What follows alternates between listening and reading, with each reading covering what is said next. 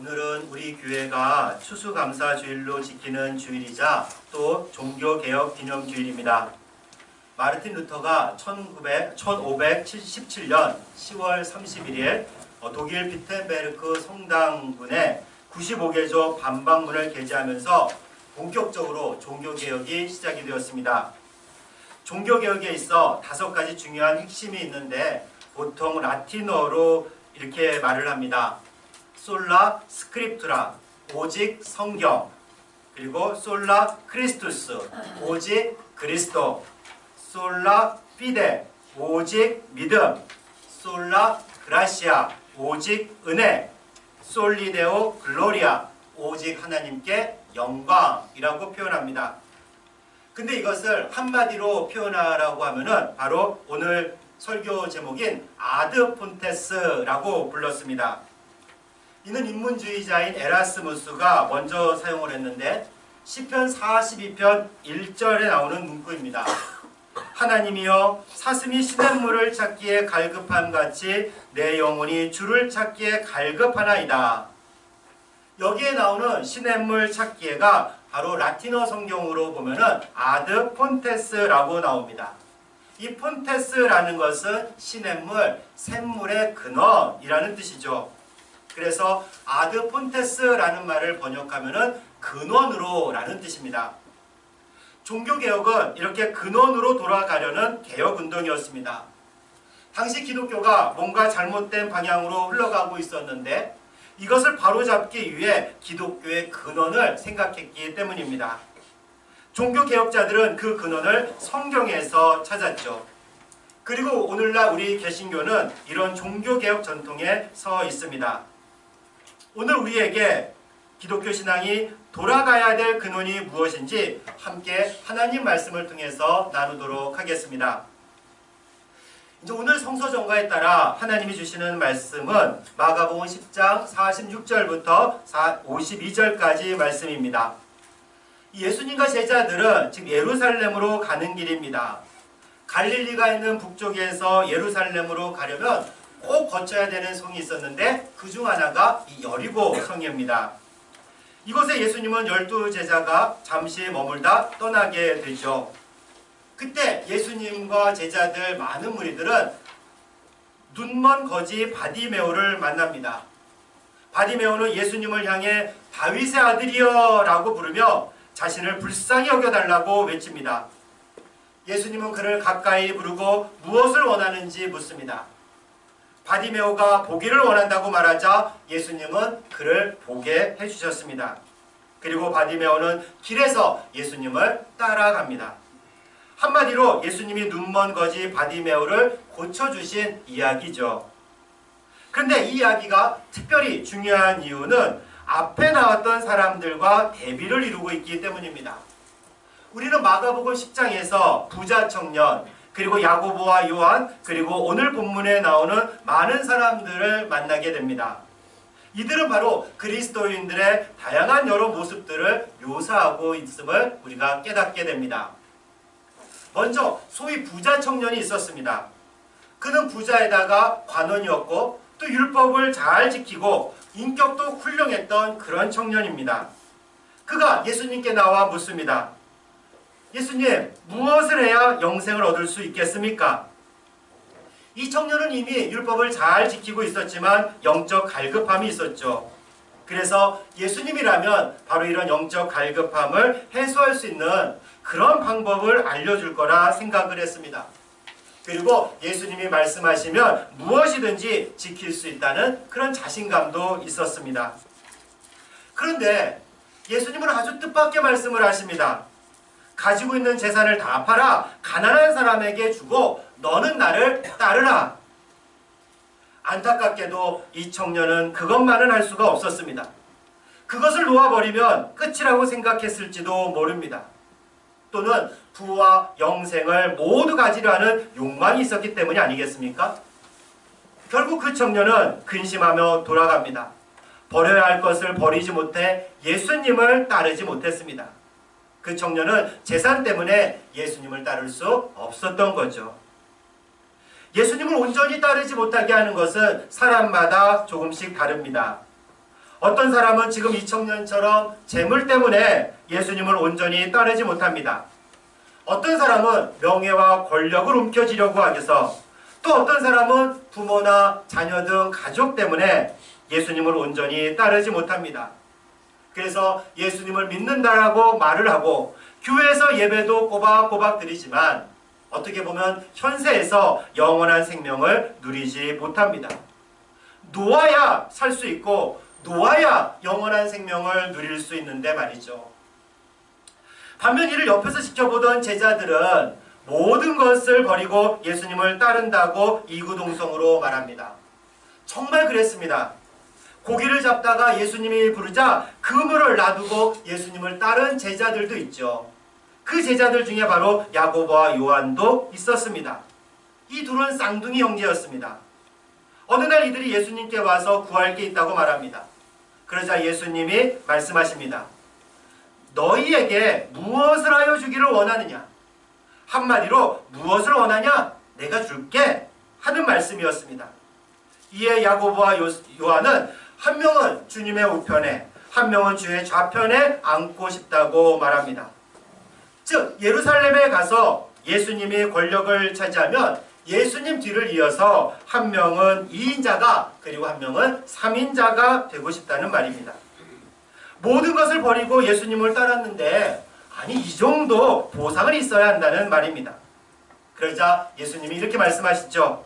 나는 섬기러 왔지 섬김을 받으려 오지 않았다.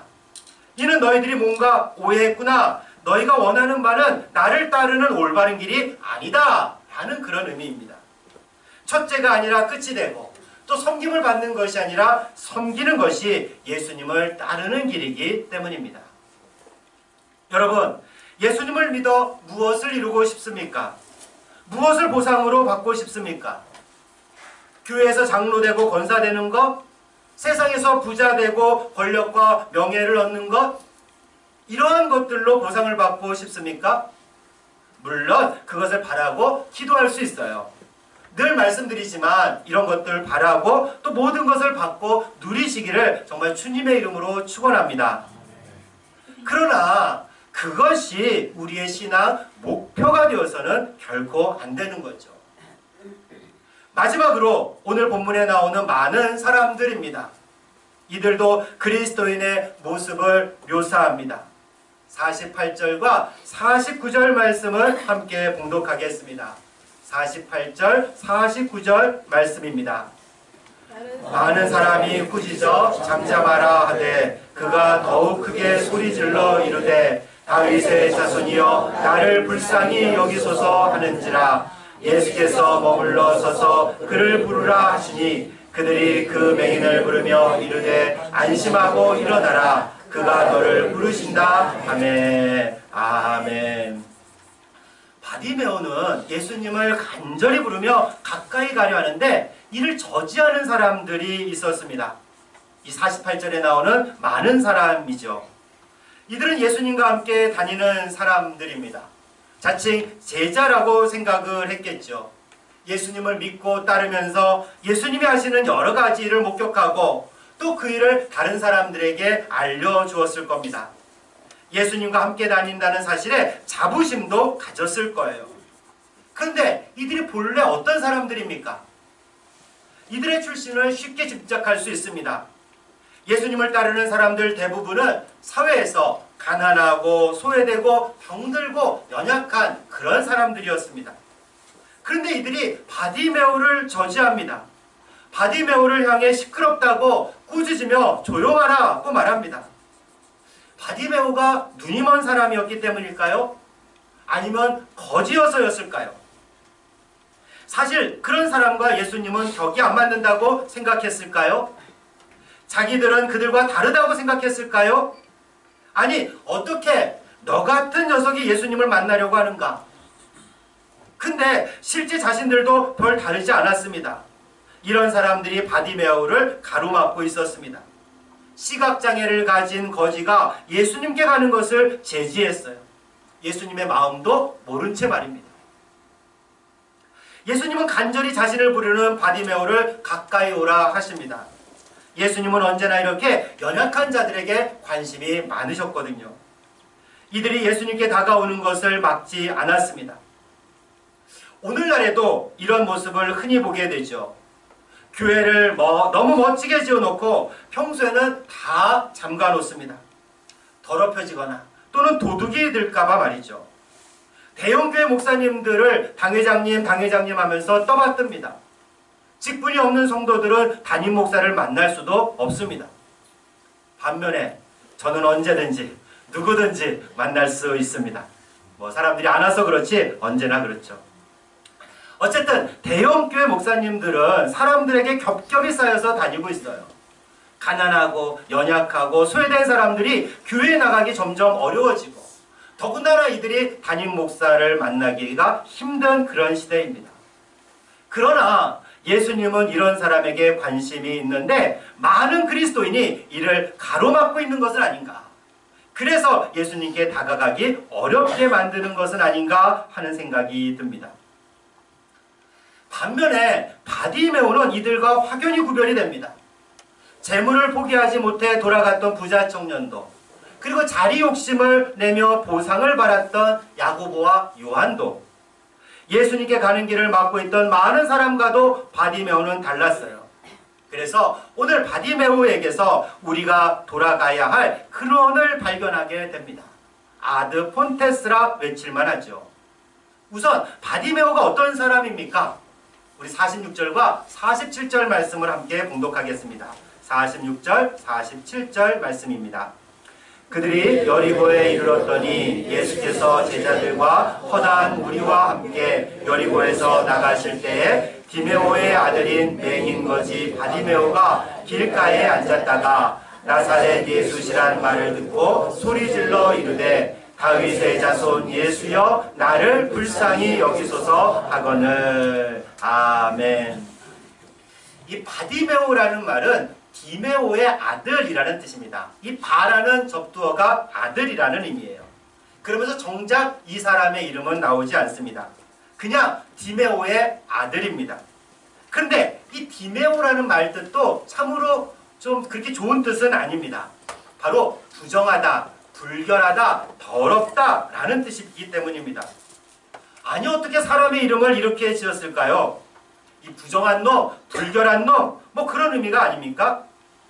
분명 이 사람도 사람들로부터 손가락질 받았을 겁니다. 한센병과 같은 심각한 병에 걸린 사람이거나 아니면 거지였을 가능성이 크죠. 이런 사람의 아들로 태어나서 그 아버지와 똑같은 욕을 들으며 살았습니다. 이름도 없이 디메오의 아들로 불렸어요. 이 더러움의 아들, 부정한 놈의 자식이라는 의미로 바디메오라고 부른 겁니다. 더구나 그는 눈까지 보이지 않았습니다. 시각장애인이었죠. 할 수 없이 구걸을 하며 살았습니다. 여리고 사람들은 그를 바디메오야, 이 더러운 자식아 하면서 조롱하듯이 불렀습니다. 그 역시 모든 것을 포기한 채 구걸하며 하루하루를 연명했습니다. 근데 갑자기 예수님이란 이름이 들려왔습니다. 그 소리를 듣자 그는 다윗의 자손 예수님이라고 외쳤어요. 다윗의 자손이란 말은 당시의 메시아를 지칭하는 표현입니다. 메시아 또는 그리스도란 말은 구원자란 의미입니다.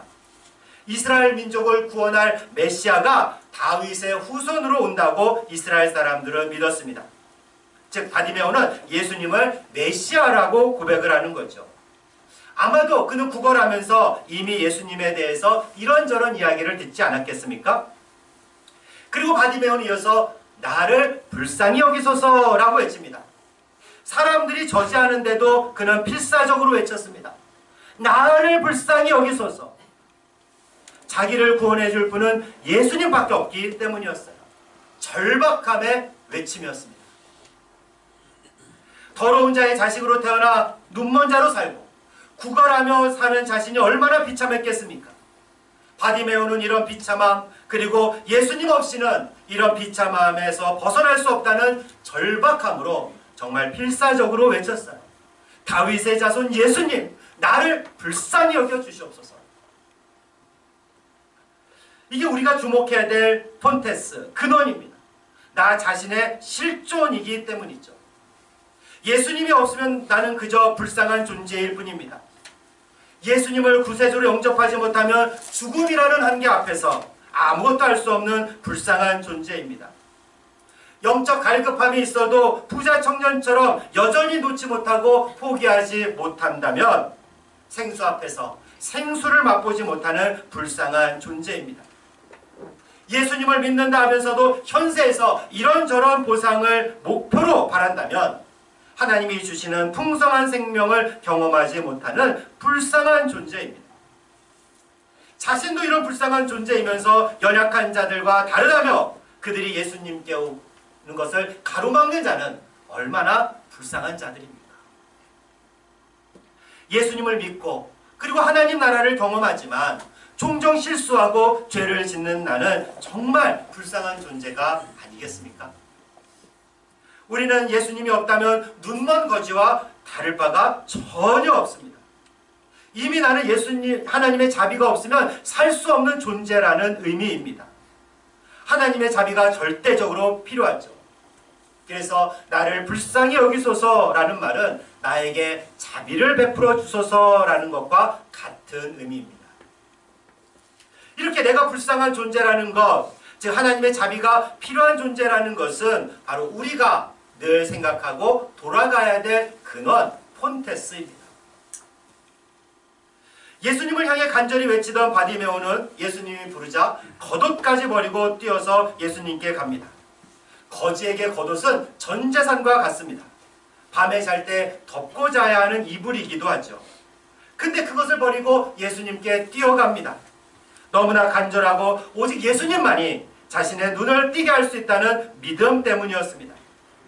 그런 바디메오에게 예수님이 묻습니다. 51절, 52절 말씀을 함께 봉독하겠습니다. 51절, 52절 말씀입니다.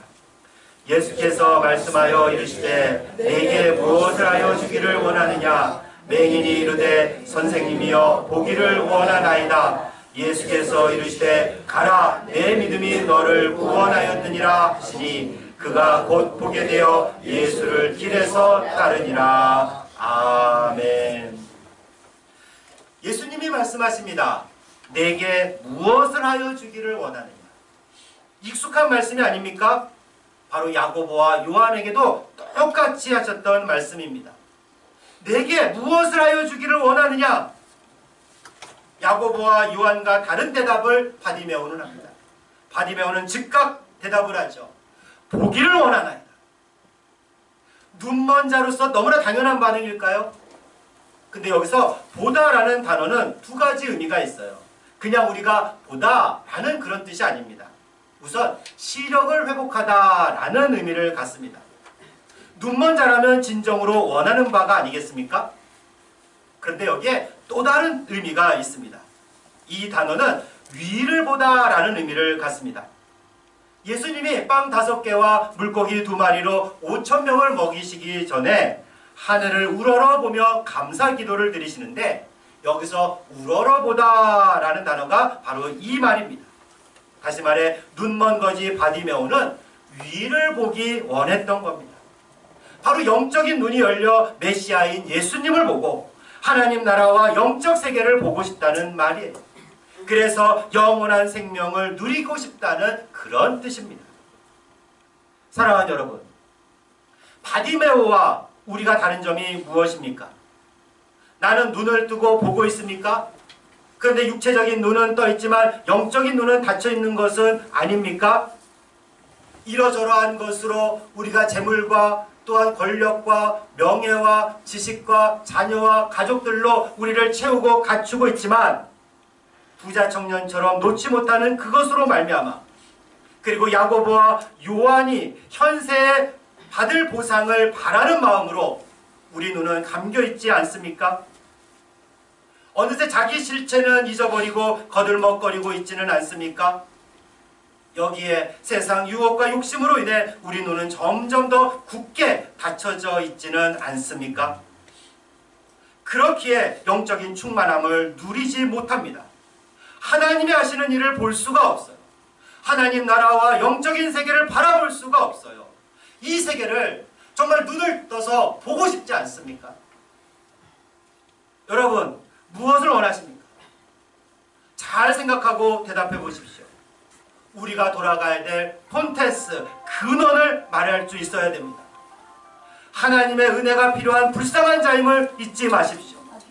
영적인 눈을 뜨고 하나님 나라와 하나님 영광을 보고 영적인 충만을 누리십시오. 이것이면 충분합니다. 아드 폰테스, 근원으로 돌아가 하나님의 은혜를 풍성히 누리시는 여러분과 제가 되기를 주님의 이름으로 축원합니다.